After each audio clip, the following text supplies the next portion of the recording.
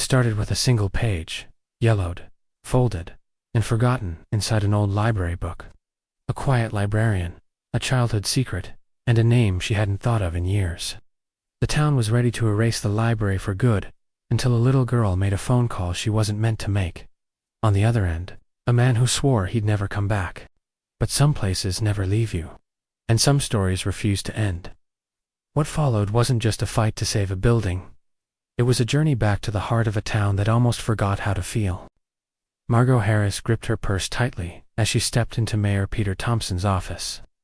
The room smelled of polished wood and old cigars, and behind an enormous oak desk sat Thompson himself. He barely looked up from his paperwork as she entered, gesturing absently toward the chair in front of him. "Margot," he said, as if they were discussing the weather rather than the destruction of her life's work. "I wondered when you'd show up." She lowered herself into the chair slowly. "Then you already know why I'm here," she said, her voice firm but even. "You can't close the library, Peter. It means too much to this town." They made eye contact for the first time. Peter Thompson was 58, trim and silver-haired, with the authority of someone always making the right decision, even when he wasn't. "Margot, I appreciate everything you've done for Willow Creek, I really do, but books don't pay the bills. The library is outdated, underfunded, and, quite frankly, an eyesore." Margot's jaw clenched. "But a shopping center? What about the seniors who have nowhere else to go? What about the kids who need a safe space, who need books to escape into?" Thompson sighed.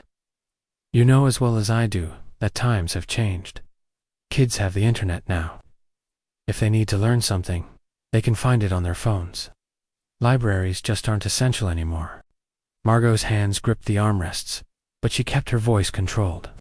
"You think the internet replaces the feeling of a child curling up with a book, escaping into another world? You think a website can replace the guidance of a librarian who listens, who helps?" She shook her head. "You don't understand what this place means, Peter. You never have." For a moment, he hesitated. There was something in his expression, whether it was guilt or plain boredom. Margot wasn't sure. But then he exhaled and leaned forward. "Look, the decision's made. I know it's hard, but it's happening. The library will close in 2 weeks." The finality of his words hit her like a punch, but she didn't show it. Instead, she stood and met his gaze with the quiet, formidable strength she had always carried. "You may have made your decision," she said, "but this fight isn't over." The sun was setting as she left, casting golden light over the town's cobblestone streets. But the sight brought no comfort.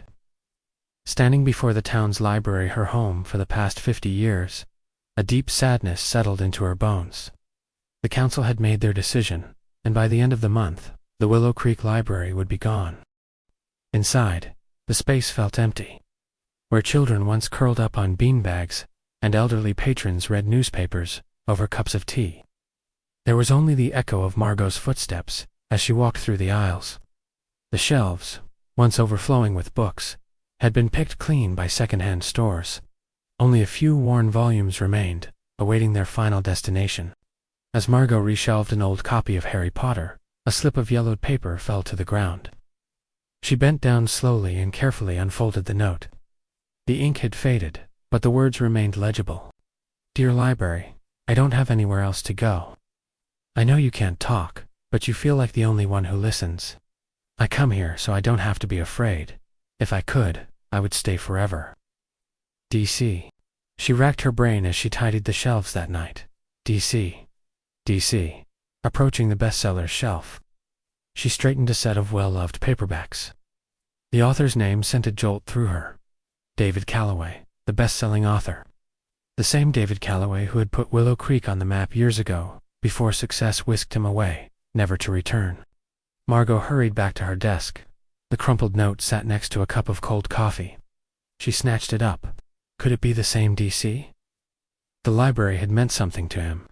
Perhaps he could help her now. She opened her laptop. A quick internet search confirmed it. David Calloway was as successful as ever.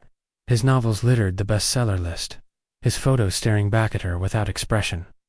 He looked older now, of course. His boyish face had wrinkled with time, his dark hair dusted with gray.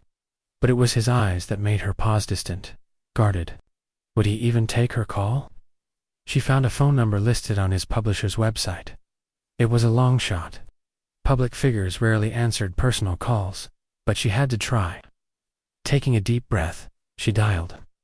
The line rang twice before an automated voice answered. Calloway Literary Company. If this is regarding rights inquiries, please email. Margot sighed, about to hang up. When the automation continued, for Mr. Calloway's office, press 1. Margot inhaled sharply and fumbled with her phone's screen. A smooth voice answered, "This is David." Margot straightened in her chair. "Hello, Mr. Calloway. My name is Margot Harris. I don't know if you remember me, but I was the librarian in Willow Creek when you were young." A pause. Willow Creek. It's been a long time since I've heard that name. Margot hesitated. "I don't mean to intrude, but I..." She glanced at the note again, steeling herself. "I found something. A note. One that I believe you wrote." Another pause, this one even longer. "Go on." It was tucked inside a book at the library, signed with the initials DC. "You wrote about feeling safe there, about wanting to stay forever." When he finally spoke, his tone was careful. "That was a long time ago." Margot leaned forward, gripping the phone tighter. "David, I called because the library, the place you once felt safe in, is going to be torn down. The town council has decided to replace it with a shopping center. I thought you might be able to help." A sharp exhale. "Miss Harris, Margot, I appreciate you reaching out, but I don't have any connection to Willow Creek anymore." "Yes, you do," she countered gently. "You may have left, but it doesn't mean it left you." David sighed. But when he spoke again, his tone had changed. "I remember the library, and I remember you. You were always kind, but I left for a reason. There's nothing I can do." Margot felt everything slipping away. "David, I know you don't owe anything to this town, but what if there's a child there now just, like you were, who needs a safe place? What if you could help save it for them?" There was a long silence before he finally replied, "I'm sorry, Miss Harris." The line went dead. Margot sat there for a moment, defeated. She looked down at the note, then at the books lining the shelves. Her hope had been misplaced. Hundreds of miles away, David leaned back in his chair and closed his eyes. Willow Creek Library. That place had been his sanctuary. He could still remember the scent of old paper, calming his anxious mind. Bullies never followed him in there. He had been a foster kid, bouncing from home to home, never feeling like he belonged anywhere except within those walls. Books offered him a world to escape to when the real one felt unbearable. The night he left Willow Creek for good had been bittersweet. His first book had been inspired by that town, the bullying, the loneliness, but also a story of hope and ambition. Success gave him the means to leave, and once he did, he never looked back. The next afternoon, as Margot packed some books into a cardboard box, 10-year-old Lisa Carter sat at the front desk, flipping through an animal encyclopedia. Lisa was one of the library's last true regulars, a girl who treated books like best friends. Her father, Daniel Carter, was a lawyer at a big corporate firm, always tied up with cases and conference calls. He had loved the library himself, and though law school had turned him into a man of contracts and ledgers, he trusted Margot to watch Lisa after school. Margot noticed Lisa shivering slightly. "Would you like some hot chocolate, dear?" Lisa beamed. "Yes, please." Margot nodded and turned toward the small tea room. As she disappeared inside, Lisa's gaze wandered over the desk.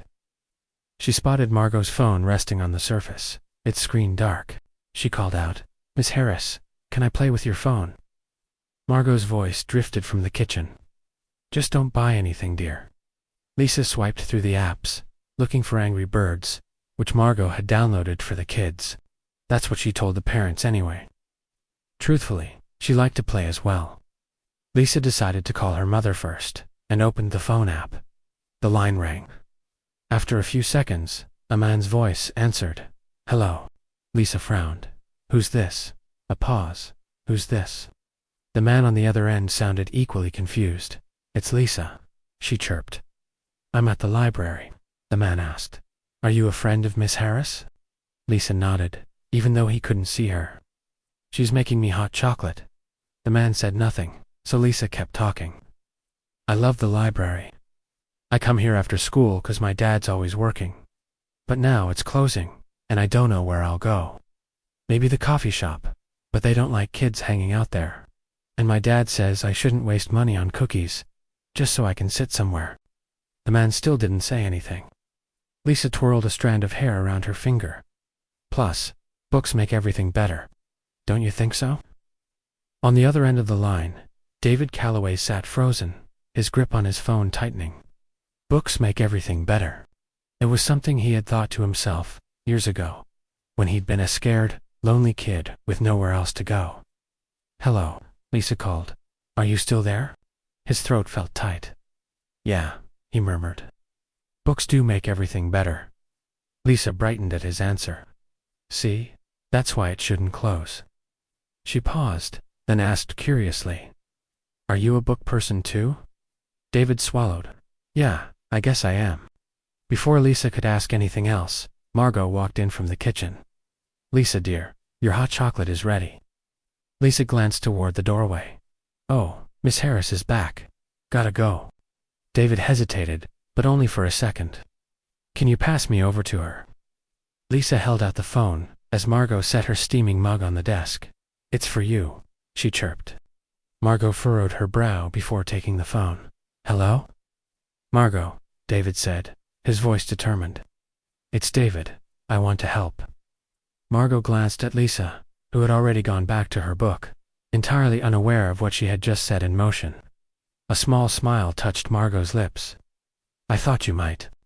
Margot met David at the Willow Creek Diner 2 days later, the scent of fresh coffee filling the air. It had been decades since she'd seen him in person, but as soon as he walked through the door, she recognized the boy who'd practically lived in her library. He scanned the room, spotted her, and slid into the booth. You look well, David, Margot said, offering a small smile. He smiled. You look exactly the same. Like you still know everything I don't. Margot chuckled. That's what librarians do. They made small talk until their coffee arrived. Lisa told me the library is still open barely, he said after a pause. She sounded so happy when she talked about it. I guess I'd forgotten what it was like to be that kid. Margot studied him as he gazed out the window, as though the town helped him make sense of his own thoughts. He had spent so many years running from this place, from the weight of what it once was to him. Margot reached across the table, placing a comforting hand over his. She made you remember. David nodded. Yeah, and I think it's time I give it back. Margot waited, watching the way his grip tightened around his cup, the way his chest rose and fell like a man standing at the edge of something big. Finally, he exhaled. Tell me what I need to do. Closing day came quickly. The town had gathered to take one final look before it became another lost memory. People moved between the shelves, running their fingers over book spines like they were saying goodbye. Even the mayor was there, looking uncomfortable. Suddenly, the large oak doors swung open. David Calloway, the best-selling author who had put Willow Creek on the map, stepped inside, his presence drawing every eye in the room. People whispered his name, astonished. Some reached for their phones, snapping quiet photos, while others simply stood in stunned silence. David let the moment settle before walking to the reception desk. All eyes were on him. I owe my career to this place, he said, his deep voice carrying across the hushed room. I owe my sanity to this place, and I owe my thanks to Margot Harris. When I was a boy, this library was the only place that felt like home. I came here when I needed a reminder that the world was bigger than my problems. He glanced toward Margot, his expression softening. I wasn't alone because of this place, because of her. He turned back to the crowd. So I'm donating $100,000 to keep this library open. And I'll add a portion of my book royalties every year to ensure it stays open for future generations. Gasps filled the room. Mayor Thompson was the most stunned of all.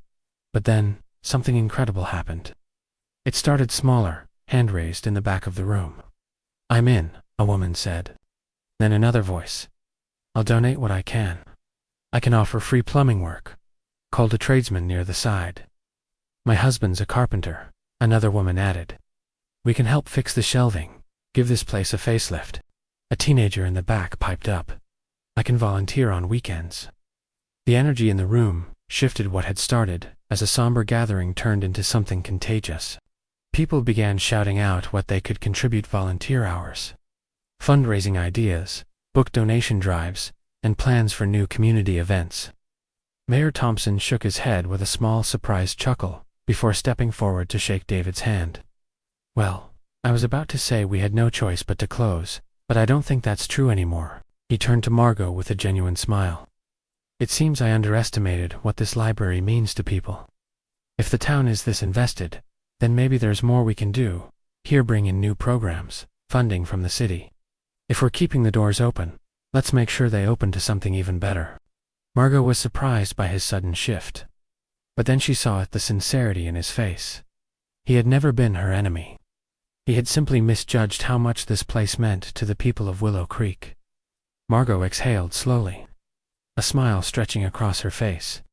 Her life's work had been saved, not just by one man, but by a town that had finally remembered the power of books. As the chatter buzzed around her, Margot turned to Lisa, the young girl beaming up at her. "This place will be here for you," she whispered. "For all of you." Lisa grinned. "Because stories aren't just stories," she said knowingly. "They inspire people." Margot chuckled, brushing a hand affectionately over Lisa's hair. "That's right, dear." And for the first time in a long while, she allowed herself to believe in the future.